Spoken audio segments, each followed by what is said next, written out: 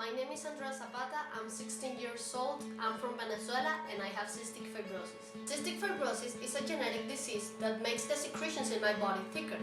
That's why my lungs and sinuses get full of mucus and infected, my pancreas doesn't produce the enzymes that help to digest my food and the insulin to keep my sugars stable, and my liver gets full of stones. There's no cure for cystic fibrosis yet, but there's a lot of treatments that I have to take to stay healthy. For example, I have to take 4 of these with every meal to digest my food properly. And these are vitamins, some are for my liver and for a bunch of other things. This is not even a week of pills that I have to take. This is my nebulizer. I use it from 3 to 4 times a day and twice a day with my vest. Together, they help me to keep my lungs clear and without infection. I also have to get IV antibiotics from 3 to 4 times a year, and because my veins don't work properly anymore, I recently had to get a portacath implanted, which is this little bump right here, and my mom just puts a little needle in it and the treatment lasts from 2 to 3 weeks. Last year, after a rough couple of months in the hospital, my doctors introduced me to Make-A-Wish, and they helped me to apply. I was so shocked because I couldn't believe that they could take my lifetime dream and make it come true. A lot of people asked me why I chose Google as my wish. It wasn't because the offices looked cool on the movies. Google is so much more than what everyone imagines. For me, it was an inspiration to see the Googlers work hard every day to make people's life easier, with big smiles on their faces. The adventure started here in Venezuela when my family and I got onto the plane and the pilot came to my seat and asked me to go with him to the cabin. He explained to me how everything works, we took selfies, and it was a really nice surprise. Make-A-Wish also made possible for my brother to go, which made the experience so much better since he's studying in England. They let us explore the whole city of San Francisco and we got to see a lot of wonderful places. The first place that we visited was Verve. I was so confused because I hadn't heard of that company before, but I'm so thankful that I did. Ethan, Brian and Joel explained to us everything that they were working on, and I was so impressed to see how they create tools that fit in perfectly within people's health needs. I also asked them to keep cystic fibrosis in mind, because I hope that one day they can create something to help CF patients all around the world. Then we met Andrew, an amazing Googler from Google Fit. I had the opportunity to ask him a few questions about Google, and he was so pleased and glad to answer them as I was to hear him. He also gave me some pretty cool gifts, like this Moto 360. Right before going to lunch, we took a lot of pictures with Stan the dinosaur. Then we had lunch at Charlie's Cafe, which is the most popular cafe in Googleplex. I had the best burrito that I have ever had in my entire life. After this is when I saw one of the things that really impressed me, the conference bicycle. It fits 6 people and they have meetings in there while riding around campus. How cool is that? Then we met Grace, who works at the Chrome office. And besides how great she was, she gave me a Nexus 5. I was so excited. One of the most unbelievable things that I saw was the self-driving car. I never imagined that I would get on one of them. It was so crazy to see how well it works. Sadly, the day was over. We went to the Google merchandise store where I got this cooler, this pen, this mousepad, and Alicia gave me this t-shirt. I have no words to thank Make-A-Wish, especially Jessie and Sasha, for making my wish come true and letting me enjoy this wonderful week with my family, along with Katie and Alicia, and every single person in Google who shared their experiences and time with me and made it the best day of my life. I can't forget to thank my amazing medical team at the University of Miami Cystic Fibrosis Center, my doctors, my nurses, my therapists, my social worker, and especially Elisa, Shata, and Andrew, for always helping me to stay as healthy as possible and who introduced me to Make-A-Wish. I hope that you can keep making every wish of every kid all around the world come true, and you can make them feel like I feel right now. Now I know that wishes do come true. Wow. I don't know about you, but a round of applause for that. How do you follow that, right? I don't know how you follow it. I mean, first of all, to have that much attention with a camera on your face, and I know from working on television, you always want it to push off and show all the B-roll moments, but actually she was as fascinating, if not more. Wow, what a character. If she gets to work for Google, I think you're lucky. One day, hopefully. Well, thankfully we have some B-roll to save us, but I do have a welcome and a bio for everybody. So welcome to another Talks with Google. Nigel, I have your bio here. You seem like a bit of an overachiever, so I'll edit this down a little bit. Don't believe it all. So for those that don't know, Nigel Barker is an internationally renowned photographer who opened his New York studio in 1996. He's most famous for serving 17 seasons as America's Next Top Model judge, and then became Into the Face with Naomi Campbell, and now has his own radio show, Radio Andy, in a couple hours, actually. You have 2 books, The Beauty Equation and the New York Times best-selling Models of Influence, which came out last year. You live here in New York City with your wife, Kristen, half of the Chin twins, and your 2 kids, Jack and Jasmine. Welcome. Thank you very much. That's very sweet of you. Thank you. All that means, by the way, is that I'm old. Yes. That's all. It's not a... I was going to get to that. So you've been in New York for 20 years, but there's a life before that that took you to New York City. Can you take us through that? Yeah, well, certainly, very quickly. I mean, I was a lucky kind of character. I think a lot of things happened for me that sort of set me up for where I am sort of today. I born and bred Londoner from Chelsea, but I come from a mixed background, mixed family, and certainly growing up in the 70s in England as part Sri Lankan, part English, I was one of the only kids that sort of looked my way in my neighborhood, and at the school I went to, there were very few mixed kids. Of course, now, and I look across almost any audience, you get a beautiful array of color and different types, but that wasn't the case, certainly not in the 70s in London. And that was one of the reasons why I was very interested in exploring the world. And I know you're an Australian, and Australians love to travel the world and see, what the rest of the world's like. I think England's a similar thing, an island, and people try to get off quickly. And certainly myself, I was, like, who am I? What am I? And the fashion world intrigued me very early on. I had often, at school, I'd been interested in things like fashion design and pattern cutting and tailoring and weaving and photography and art, yet I was predisposed to be better at math, sciences, and so I was going to be a doctor because that's what everyone said you should be, because you can be. But it wasn't what interested me. And so for me, sort of as fate would have it, there was a show on television in England called The Clothes Show. And it's rather an ironic situation because it's one of the very first televised model searches ever in the 80s.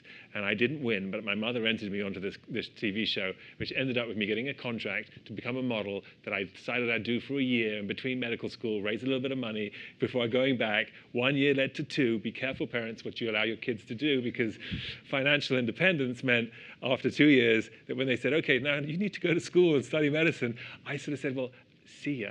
And I disappeared into Europe and hung out in Milan and Paris and enjoyed that world, and became a photographer eventually when things changed in the mid-90s, and I realized I was not heroin chic, androgynous, or ever going to be a waif model, and I kind of didn't want to throw away the sort of 6 years of history I'd had in modeling. So. Interesting. So it sort of seems like your life came full circle. Your mother was a Miss Sri Lanka winner. She was, yeah. And you just judged the Miss USA contest. I have been a judge of many beauty pageants, one way or another, whether it's modeling or the Face with Naomi Campbell, top model with Tyra, obviously Miss Universe with the Donald. And I've recently done Miss USA, Miss World, you name it. If there has been a pageant, I think I might be the most qualified beauty pageant judge in the world. And if that's an actual title, I think I've done more than most, which is really weird because it's actually not how my mind thinks or how I like to operate. I'm not really a judgmental guy, but one way or the other, I've been involved with that. That's super interesting. And I imagine America's Next Top Model, 17 seasons, was a real career accelerator that allowed you to do that. It's funny. It's one of those things. Yes, absolutely right. It was a risk, though, at the time. And I think that's something that people don't often see. You often look at things with hindsight. And you're like, okay, that was obviously a good idea. Well done for doing that. I didn't know it was necessarily a brilliant idea at the time. It was a risk, and I'll tell you why. Back then, when I first got involved with Top Model, the show was on a small network, UPN, that doesn't exist anymore. fashion was extremely elite and exclusive, and it was all about the Vogues and the Harper's Bazaars and the big designers. And to leave that world, to go on prime time was a huge commercial step. And I was sort of at the brink of sort of moments in my career which were up and coming, and big designers were calling me, Jill Sander, Versace. I was getting a lot of big breaks in editorial, and so it was a risk. However, as a young man trying to break into it in New York, I thought, well, how am I going to get my name out there? I might do 1 or 2 big jobs, but then it might just fade away. This is new, this is novel, and this is really pre-Instagram, pre-Facebook, pre a lot of everything that anyone was used to, really pre the internet to some extent. I mean, the internet was obviously there, but it was very early days. Yet I kind of always liked the idea that we could crack open the doors of the fashion industry and open it to people so they could see really how it worked. It had changed my life. I had found a place where I wasn't being questioned about where I was from, why I looked different, why I liked fashion, was I gay, was I straight? None of that mattered. It had to do with my talent and who I was as a person. And I felt that other people should learn about that and should find out about it, and that the fashion industry is in fact a place where there's a lot of misfits and people who had a difficult childhood, who find themselves in the fashion industry, and they find a home there because they're not judged for any of those things I just mentioned. They're judged, and that I thought was important, and I liked that about Top Model. And hey, it went on from being a small show to being a cult phenomenon, that we were in 146 countries with a weekly viewership of over 100 million people watching the show. It became the largest television export out of the United States, beating Sesame Street and Baywatch. So there you go. Watch out. Sorry, David Grover. Yeah. So you spoke about diversity before. That's important in fashion, obviously, a big topic, and those companies are doing it well, are really reaping the benefits. Amongst your 1.2 million followers on Google+, how have you built your brand in today's world, right? You mentioned, TV was the only outlet back then. Now you have so many more outlets and mediums to consider. Absolutely. I mean, I think that ultimately the most important thing, and I think one of the reasons why I was somewhat well positioned to take advantage of social media, is that if you're going to be successful on reality television, and it's one of the reasons why I think certain reality shows don't work, is because of the authenticity of the cast. And that one of the reasons why Top Model was a huge success is that when Tyra asked me to come on, I was nobody, really. I mean, I was me, and I was a photographer, and I was her friend, and I did what I did, but that's all. And I think that was also the genius of her casting me to be that part. She could have found someone perhaps who was better known or more of a television personality. But likewise with Miss J and J Manuel and all the other people she involved, they were really her makeup artist, the person who taught her to walk around. They were the real deal. Everyone did that job.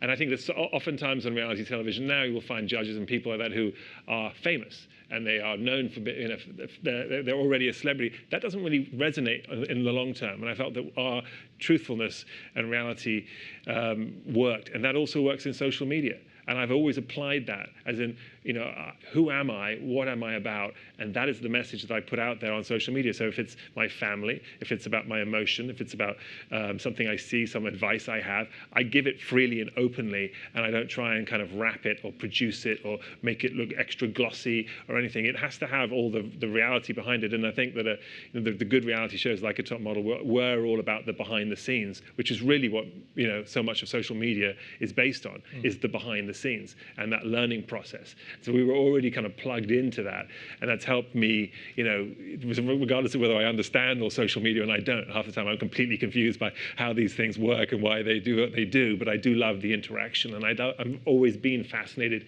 in people. Absolutely. So how do you stay authentic in today's day and age? I noticed the foundations you work with are largely aligned with who you are as a person, and why did you choose Make-A-Wish?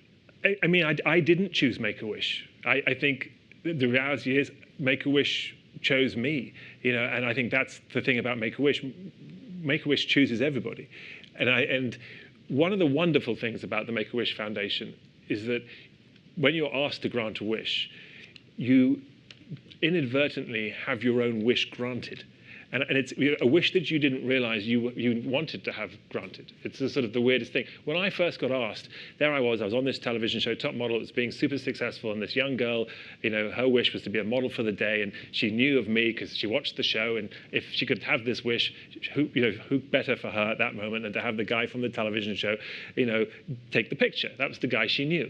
And I was honored enough to be asked. And it was as simple as that. And I thought, sure, I'll do it. Very flippant a bit, really. I was young and excited about everything that was going on in my career. Really didn't understand the full impact this was going to have on me.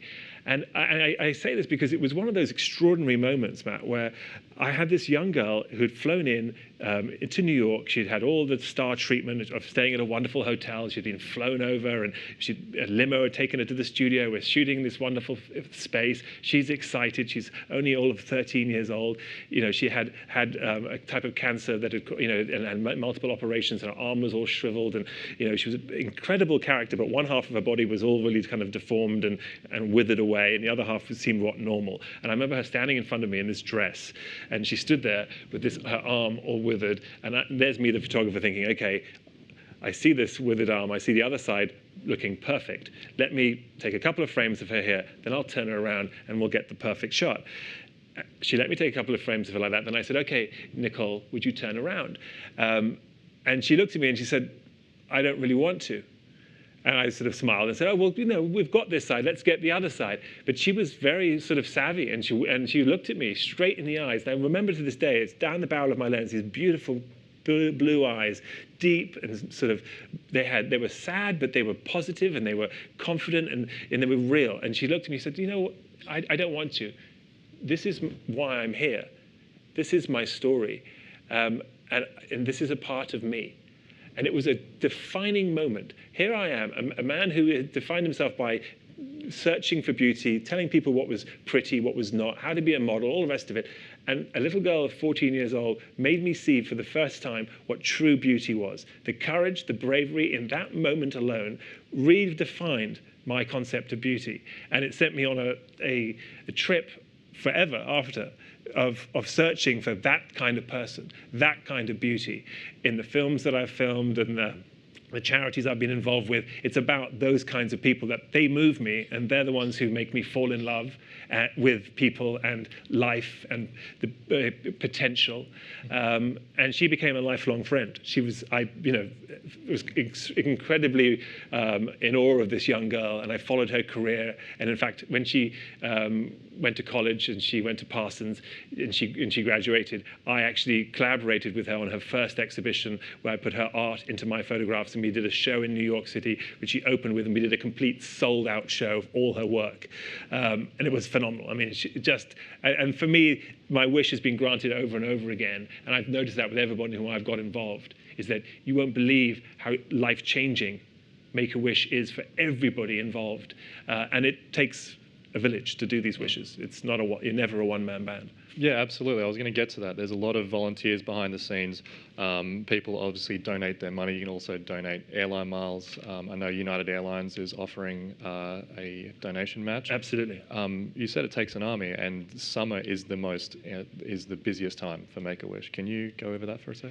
Absolutely. Well, I mean, there's no doubt that summer is obviously, as far as the weather related and everything else, summers are always an important time. And of course, kids are out of school and are more available, and parents tend to be perhaps have vacation time and things like that. So there's a realness to actual timing of these things. And there's a campaign that Make-A-Wish has called Wishes Can't Wait. And I mean, there's a couple of things about Make-A-Wish, first of all, that I'd just like to say too, that people often think that the children with, who are having their wishes granted have terminal illness. Sometimes that's the case, but it's not the story of Make-A-Wish. Make-A-Wish is about children with life-threatening illnesses, and reality is that many times the actual wishes themselves, and this is what doctors have said over and over again, have given the children a sense of hope, an ability to dream, like you heard of this young girl just talking just now, that wishes do come true. And when you live a life from an early age of pain, suffering, medication, hospital visits. You often don't know what it means to be a child. You don't realize what it's like to wish and to dream and to fantasize about what could happen and what the future is going to look like. And all of a sudden, when you experience something like this young girl did, of going to Google and seeing how you live and what you're doing for the world, and she thinks, goodness, that could be me. Might have a chance to do that. That moment for a child can give them the courage and the enthusiasm and the wish and the desire to actually heal themselves from within. And to make the opportunity and the optimism itself, it's not a medical thing, it's not a medication, it's hard to quantify. But doctor after doctor after doctor have lined up and said there is a reason why we refer our patients to Make-A-Wish. It's not just because we feel that they should have a fun time, because it's cute, because it's nice. It's because it's actually, literally, can turn the patients around. So, the summer is an important time to get activated, to get motivated, and because some children too, it might be their only opportunity. And I feel that, that we act now. Always act as fast as you can, and don't wait for someone to ask you, but to get involved as soon as you can. Absolutely. We actually have a video of one of your wishes being granted that was shown at the Make-A-Wish Gala, the Pale of Wish. Wonderful. Can we show that, please? Sure, please. I've been shooting wishes with Make-A-Wish now for 10 years, and I've seen firsthand what a wish can do for a child battling a life-threatening illness. It can heal their spirit, give them strength to fight, and give them back a bit of power over their own lives when all seems out of control. Oh, here we go. Hey Colleen, how are you? Good, how are you? I'm very well indeed. Make-A-Wish has been great. Colleen never would have had a chance to do something like this without it. We've waited for a long time, and I didn't really think that she would be able to have her dream come true. Colleen and Camille, this was their wish. Hello. Hi, guys. How are you doing? Nice to meet you. Nice to meet you, too. How are you? They wished they could be a model for a day. First of all, I just want to give you a big welcome, big milk welcome. Today is all about you doing exactly what you want. When it comes to modeling, this is your day. But I'd like to introduce you to someone who's very, very important, someone who's granted wishes with me for many, many years. His name is Razzie, and he is, of course, the owner of Milk, and he's back there. Milk Studios, who provided the most incredible studio space, all the equipment for free. When you see all the different people who have come together to make it happen, from my hair and makeup teams, the stylist who's pulled clothes for the past week, the designers who've given all the different outfits and the accessories and the shoes. These people highlight the best and brightest aspects of our collective humanity. They are the true heroes that make wishes happen every day. All right, let's get this party started. Going in here, I didn't, know what to expect. I mean, I knew I was taking a couple of photos, but this was amazing. The wardrobe was great, the shoes, the jewelry, that was so freaking cool. It was really fun because I was really nervous beforehand, and because I didn't know what to expect. I'd never done it before, but then when I was there, I wasn't really thinking, I wasn't really nervous. It was just fun. My favorite part was probably the actual modeling with Nigel. Look at you, Colleen, my goodness. I don't know who's more excited, you or me.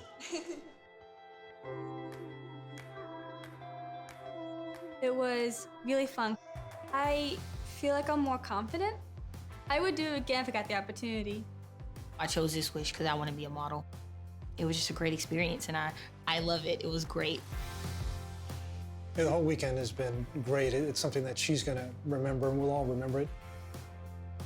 It is surreal. It's like a dream. When they put those gowns on and they transform with their hair and makeup and nails, they've dreamt of this moment.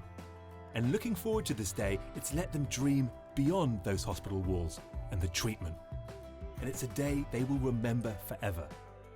I must say, I feel extremely blessed to have had the opportunity to photograph these extraordinary girls. My sister's best friend, her brother, was a Make-A-Wish candidate. Thinking back to the smiles that was on Tyrone's face and how the girls today smile, it just, put a smile on my heart. These young ladies were as beautiful inside as they are outside. It was a total honor to do their makeup today. This is something that, as photographers and stylists, we do every day. But today is special because of the impact it'll have on these two girls and their families. I don't think people realize the value of giving like they should. And for folks to take time out of their schedule, for us to have this space and this opportunity is indescribable. And I'm just thankful. Thank you to all the heroes who make each wish possible and unforgettable. Wow. It's the third time I've seen this, and I just noticed Chrissy's face in the background. Oh, you did? Yeah, the very first time. I can't believe I missed it. That's my wife, by the way. So we've been together for 22 years. Yeah, she's there behind. She's not just behind me. The reality is, in my life, she's not just next to me. She's really in front of me. I wouldn't be here if I was, in this position if it weren't for her. Yeah, you guys are a great team. I noticed that you used your platform to sort of launch their social media, the Chin Twins. I think they have 50,000 followers in around about a year. That's right, 50.6 as of today. Yes, it can be done. Absolutely.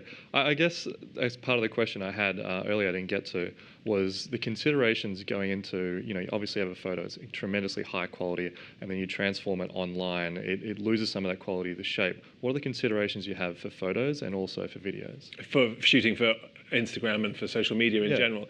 I mean, I think that, again, I don't overanalyze these ideas. I still put my heart and soul into everything I do. And it's funny, it doesn't matter whether it's literally what people might think is the most random shot or not. I still really care about it and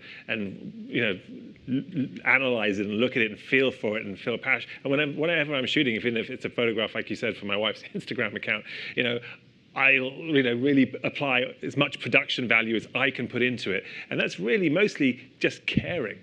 I mean, I think the caring aspect is really the highest level of production you can ever have. If you don't care, then it doesn't matter how much money you slap onto the side of it. It still doesn't really, you don't really care about the end product. And you can see that with big TV shows and all the rest of it. And, going back again to Top Model, when we first started shooting that, we had $2 million, I think, for the first season to do the entire show. And, by the time we got to the end of shooting like 17 seasons, we were getting like $2 million for our catering budget. So it was a very different, but the show wasn't better. In fact, our ratings weren't even as high as they were when we had less money. So that speaks to the fact that, it isn't about the money often, it's about the heart and soul. Mm-hmm. Tying this back to Make-A-Wish, sometimes it is about the money. You just hosted the Power of a Wish Gala. Yes. You live streamed it for the first time and raised over $1 million. Can you describe what that felt like?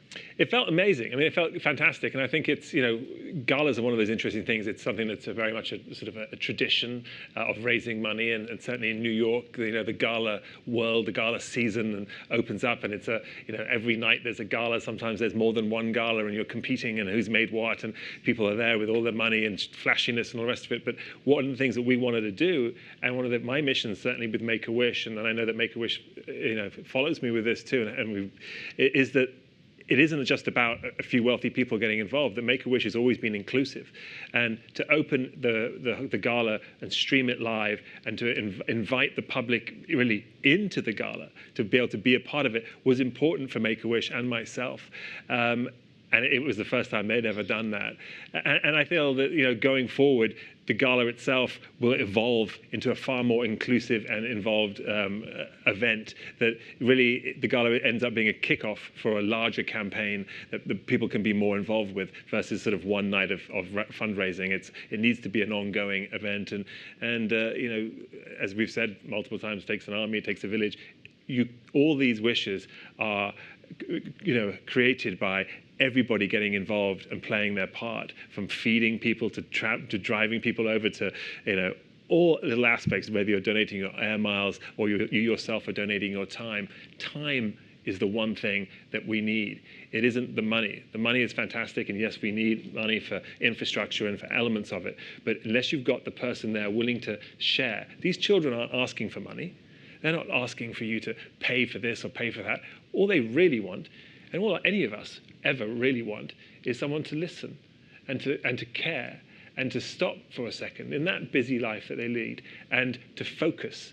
And I think that focus is something which we can't put a number of, a dollar value on, but it's invaluable. And that's something which we all have the ability to do. So if you want to be the highest donor at any gala, all you have to do is donate your time. And you've done more than the guy that's given $100,000. Absolutely. So this is going to be the last question before we open up for the aisle mics, and Gina from Make-A-Wish is going to join. So $413.19. What does that mean to you?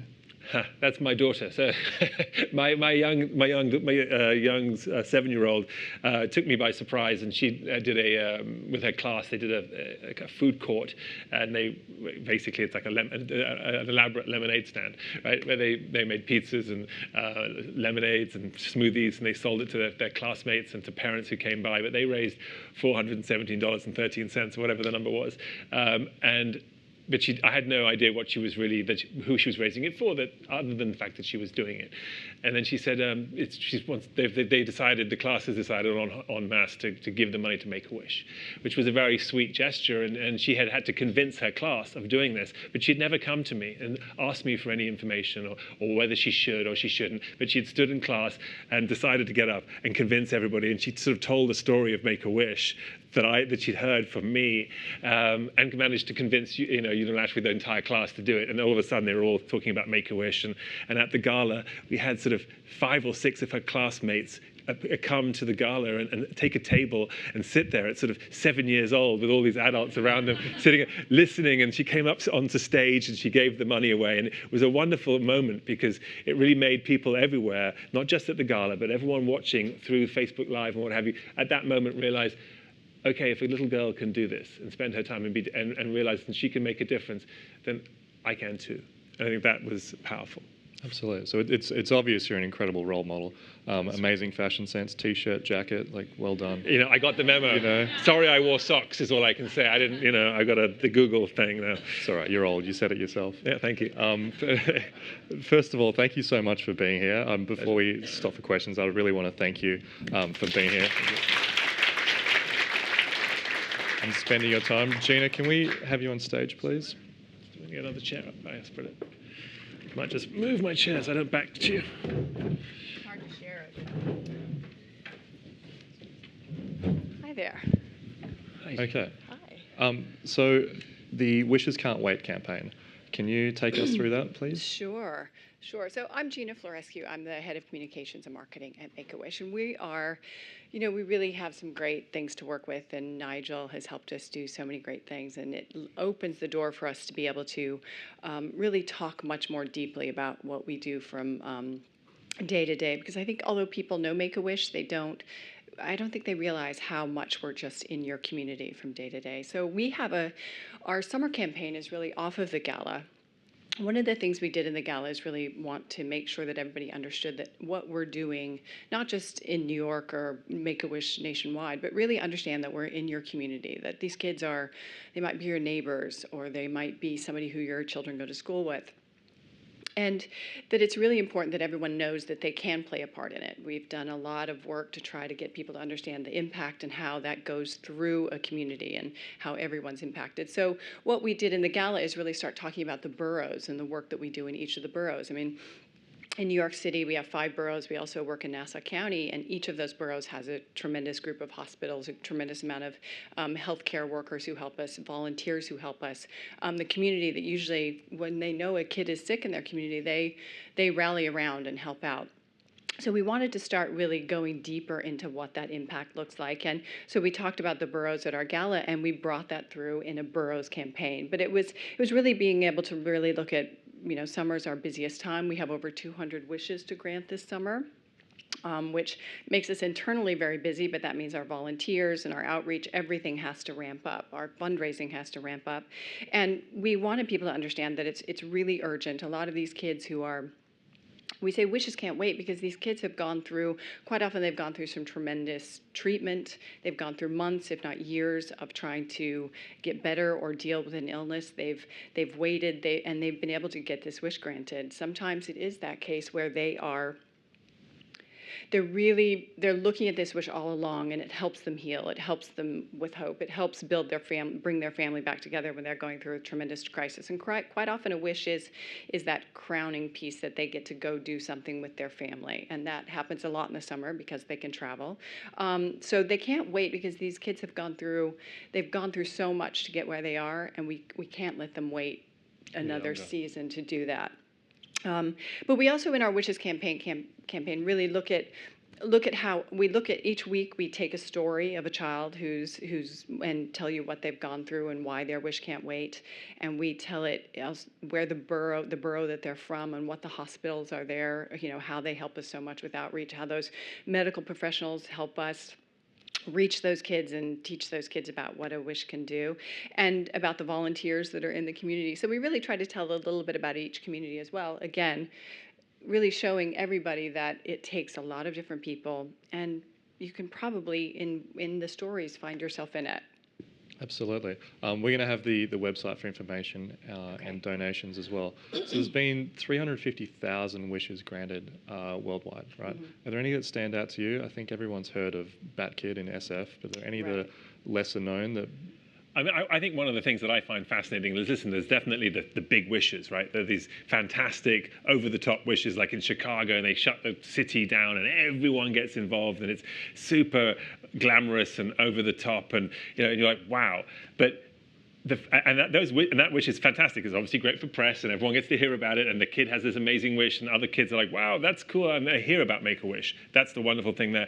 But for me, what I found fascinating about Make-A-Wish is that and the wishes in general, is that the children are just children, and what they wish for is very specific to them, and they're not always massive.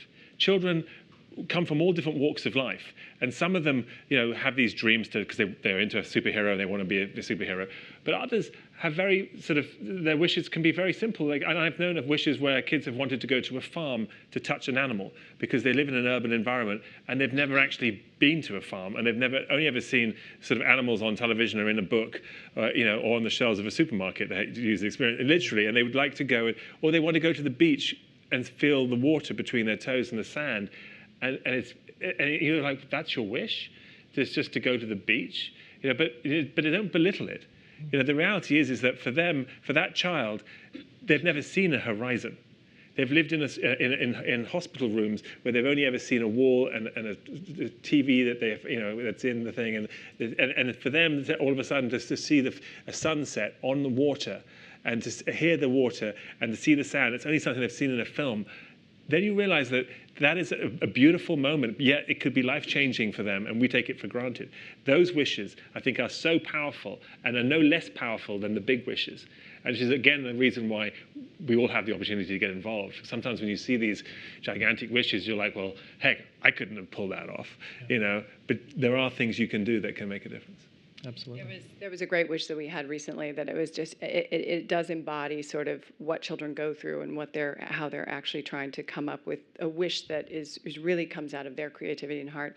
There was a kid, because we're New York City, we do what are called wish assists. So other chapters who are coming, who have wishes, they come to New York and we assist them. This kid wanted to ride elevators. It was elevators and push elevator buttons. And the genesis is to a certain degree because he'd always been in hospitals and he always wanted to touch those buttons. And he saw that, he's lying down, he can see the exit signs, and, his world was very different. He was a nonverbal kid, but this is what he wanted to do. So they set up this brilliant wish. They went to Macy's, let him in before it opened, and they let him click the switch that started those old wooden escalators going up the middle. He'd never seen anything like it. And then he took some of the different elevators around. And then there was the freight elevator where he's standing there and it opens up sideways. And there's this man standing in there. And this kid was so enamored. Like I said, he was nonverbal, but at the end he sort of made this motion. His mom said, oh, he wants a hug. So this big elevator operator who had no idea what his day was going to be like when he walked in that day, he was, he's never going to forget that. He was a hero, but again, I'm sure his wish was granted that day too. No doubt. It's amazing how much it touched. So they went through several other tall buildings, and I don't remember what they were, but it was those things are are pretty common that we hear stories like that. The value that everybody feels having granted a wish. I mean, you know, there are wishes that I've heard of people, kids that want to go bake bread, for example. And they've loved the smell of it, and they've never actually seen it, the process. And the kids are fascinated with process. And I have 2 little children. They want to know how do I do this? What's that? Why? How? All the time, right? And it's always about the process. And cooking with kids is something they love to do. So it often is these little things. So having that time, finding a baker that will open themselves up and take the kids in and go through the process, it's enormously rewarding and fabulous and very easy to actually do. It just takes coordination, and that's where Make-A-Wish is brilliant. That's also a very interesting thing, because the wish granters that we have, they have 2 that go in to visit each child and talk to them and get to know them and really try to help, you know, figure out what that wish is. Not that it's just a simple travel, or they're not trying to go through it quickly. They're trying to get to the bottom of what is it that would make you happy. And those wish granters are always volunteers. So that they go in and they work and they get to know the kid and figure out what it is they want. Who doesn't want to be a genie? Seriously. Right? Come on. I mean, it's like, that's the ultimate thing. If you can be the genie, how amazing is that? And so really Make-A-Wish allows everybody to become a genie for a moment. And, you know, so that is a very special thing. Yeah, what a fun job. Very envious of your position, but thank you so much for coming into Google today. I know you have to go to your radio show, and thank you so much for coming into New York City to help make a difference, and thank you to the audience. Thank you. We'll see you next time. Thank you. Thank you. Appreciate it.